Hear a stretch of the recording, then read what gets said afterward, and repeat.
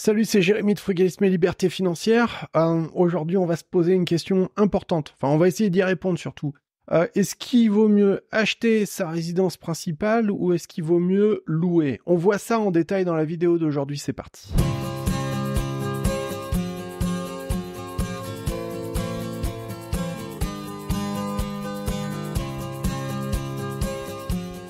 Avant d'aller plus loin, si tu t'intéresses à l'immobilier et que tu veux savoir qu'est-ce qu'il faut faire pour réussir à acheter un bien immobilier rentable, d'accord?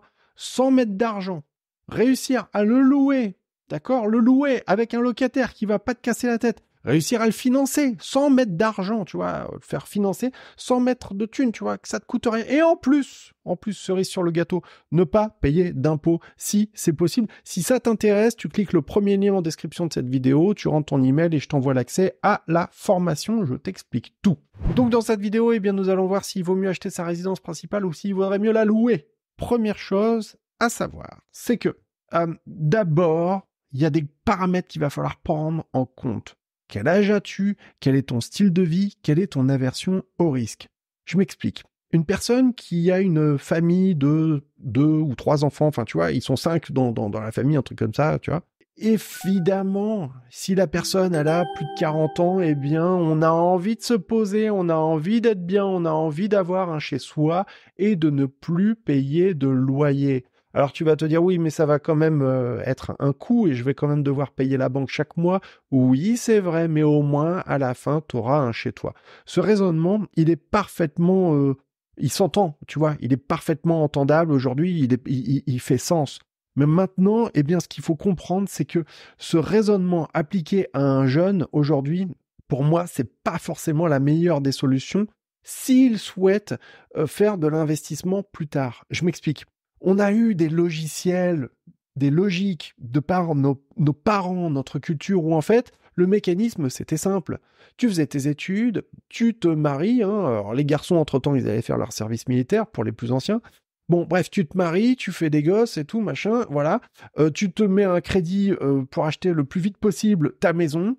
T'as un job pour toute ta vie, et puis voilà, et puis la vie est belle. Seulement, au bout d'un moment, les gens, ils se rendent compte que ça colle plus, que les styles de vie changent, la mobilité, l'évolution, on déménage, etc. Et tout ça, ça ne marche plus parce qu'on change de job beaucoup plus souvent qu'avant. Le concept même de carrière, il est tout à fait relatif aujourd'hui. Et ces systèmes-là ne marchent plus, d'autant plus que comme les prix sont chers, on va faire ça, et puis on va se coller un crédit, tu vois, à 33-35%, ce qui veut dire que tu peux plus t'endetter pour quoi d'autre, pour rien d'autre, pardon, ta capacité d'endettement, elle est réduite à néant.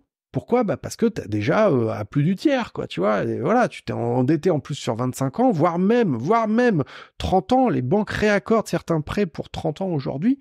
Donc forcément, quand on rentre dans cette logique-là, eh bien, on va souvent en plus acheter des biens peut-être trop chers ou plus chers que leur valeur réelle sur le prix du marché.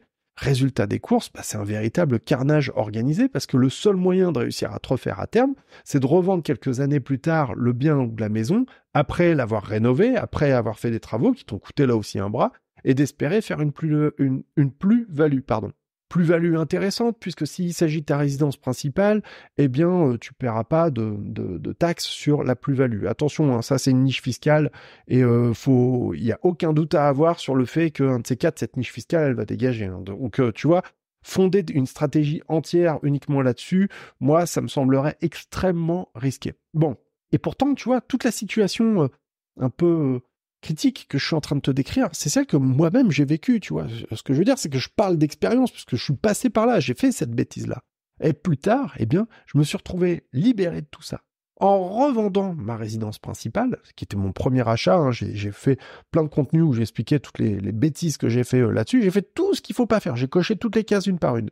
Et en fait, plus tard, ce que j'ai fait, donc, c'est qu'avec ma compagne de l'époque, eh bien, on s'était mis en couple, en ménage, comme on dit aujourd'hui, et on avait loué un appartement qui nous coûtait vraiment pas cher, dans lequel on était bien, qui correspondait par rapport à notre besoin, notre style de vie, etc.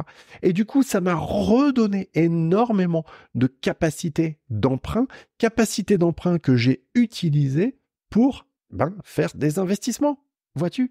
Et donc, j'ai fait des investissements qui par ailleurs colleraient parfaitement à mon style de vie, qui serait parfaitement adapté à moi si je voulais moi-même habiter dedans. Et c'est la raison pour laquelle je dis toujours à mes clients qu'il faut pas acheter de biens immobiliers dans lequel toi-même tu ne verrais pas vivre. Parce que si c'était dans ce cas-là, eh bien à ce moment-là, ça pourrait être plus difficile à un moment donné à le louer.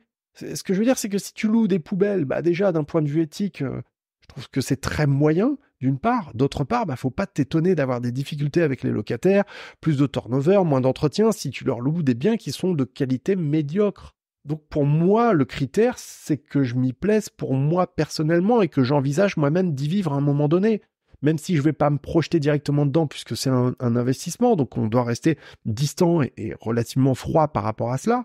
Néanmoins, si je devais vivre dans un de mes appartements ou dans la maison que j'ai achetée, aucun problème, c'est parfaitement adapté à mon style de vie, la maison elle est parfaitement adaptée à ma famille. Aujourd'hui, si je voulais vivre dedans, ça colle, ça marche. L'emplacement est cool, tout est cool, tu vois. Donc, ce que je veux dire, c'est que ça te donne beaucoup plus de possibilités, de liberté si à un moment donné, tu souhaites faire ça. Donc, pour essayer de répondre à cette question, est-ce qu'il vaut mieux acheter ta résidence principale ou est-ce qu'il vaut mieux louer?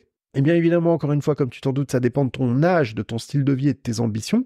Mais si tu souhaites faire des investissements immobiliers locatifs, eh bien, je crois que ça n'est pas la méthode la plus efficace que de commencer par acheter sa résidence principale. Ça ne veut pas dire qu'il faudra jamais l'acheter. Moi-même, aujourd'hui, je suis propriétaire de ma résidence principale, mais peut-être que c'est peut-être pas la chose par laquelle on va commencer, parce que ça va grandement entamer ta capacité d'emprunt et plus tard, eh bien, tu auras une capacité d'emprunt moindre pour réussir à faire des investissements locatifs. Investissements locatifs qui pourraient par ailleurs être de toutes sortes, de toute nature. Ça pourrait être des garages, ça pourrait être des box, des parkings, ça pourrait être des appartements, studios, maisons, peu importe. Après, à toi de te former et de comprendre ce qui marche le mieux aujourd'hui et ce qui est judicieux dans lequel on peut investir aujourd'hui, ce qui est malin aujourd'hui à long terme de faire comme type d'investissement. Mais encore une fois, ce choix est personnel. Après, si tu es en besoin de sécurité, si tu es en besoin de te dire, bon bah voilà, parce que je veux dire, quand tu as 20 ans, de te dire, bon, allez, j'ai un crédit sur 25 ans pour des biens immobiliers, bon, voilà, allez, il y a un risque, mais tu te dis, allez, bon an, mal an, je les ai achetés pas cher, si je les revends, eh bien, je prends l'argent, je rembourse mes crédits et puis roule ma poule, tu vois, la vie est belle. Donc, on peut vivre avec cette espèce de petite pression qui existe quand même de te dire que tu as plusieurs centaines de milliers d'euros de crédit au cul. Bah oui, effectivement. Après, si c'est quelque chose qui est supportable, vas-y, c'est cool, la vie est belle. Maintenant, si pour toi, c'est important de te dire, ok, j'ai un crédit, mais j'ai mon chez moi et on va pas me le voler demain matin, effectivement, là, oui, ça peut être malin d'envisager d'acheter, voilà. Mais en gardant toujours à l'esprit que si tu achètes un bien immobilier aujourd'hui et que tu mets tout dans ta capacité d'emprunt, eh bien, tu n'auras plus de capacité d'emprunt derrière pour faire d'autres opérations. Et c'est exactement ce que j'ai dit à un client justement en séance de coaching pas plus tard qu'il y a 3 jours, où en fait, il a zéro capacité d'emprunt parce qu'il vient d'acheter une maison qui lui a coûté 470 000 euros de frais de notaire inclus, si je dis pas de bêtises. Et du coup, et en plus, il est dans une situation où il y a que lui qui travaille. Donc, ouais, c'est tendu s'il veut faire d'autres trucs à côté, quoi. Tu vois, éventuellement, il peut acheter un petit box par-ci par-là en l'achetant cash, mais là, il faut vraiment être très sélectif parce que, oui, comme tu vas te manger 20% de frais de notaire, faut pas te louper, il faut vraiment saisir la bonne affaire. Au demeurant, soit dit en passant, moi, ça m'est arrivé d'acheter des box cash et donc de payer énormément de frais de notaire, mais je m'en tape parce que même malgré ça, c'était des occasions, des opportunités en or qui me permettent de faire des rendements à 2 chiffres, quoi, tu vois. Donc, et ça existe, hein, on en trouve encore aujourd'hui, hein, faut pas croire. C'est justement ce que je lui montrais aux clients. Donc voilà, je t'invite vraiment à penser à ces questions-là. Il n'y a pas de bonne réponse, évidemment, toute faite, hein, tu vois, évidemment, ça dépend. Mais ça dépend surtout de ce que tu as envie de faire et de ton âge et de ton style de vie, quoi. Je veux dire, à un moment donné, il faut qu'on se dise les choses. Si plus tard, tu as envie de faire travailler ton argent à ta place pour avoir plus de sécurité et de liberté financière, et que, en plus, tu es jeune, il est évident que je recommanderais d'essayer de faire en sorte que ton loyer te coûte le moins cher possible. Peut-être te mettre en colocation, tu vois, ça peut être une solution. Peut-être te mettre, si t'es en couple, etc., essayer de diviser les frais, j'en sais rien, trouver une solution.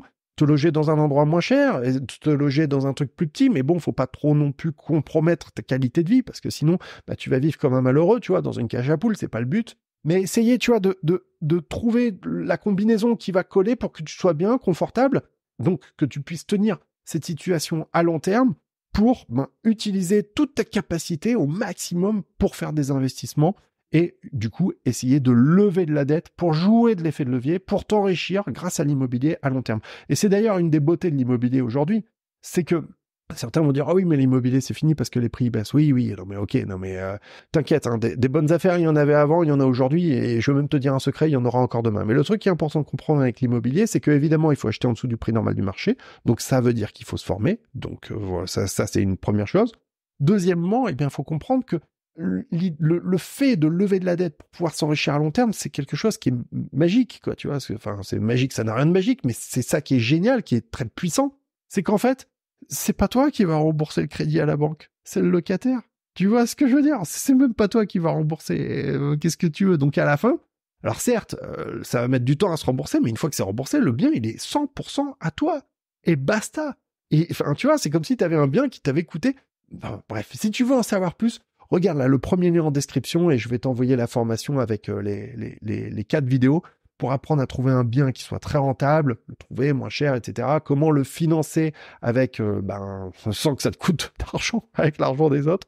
Comment trouver le bon locataire, hein, celui qui va pas te casser la tête. Et puis surtout, comment ne pas payer d'impôts sur ce bien. Tout ça, c'est possible. Je t'explique là, tout ça, en dessous, dans le lien en dessous de la vidéo. Je te souhaite une bonne journée, je te fais une bise, salut.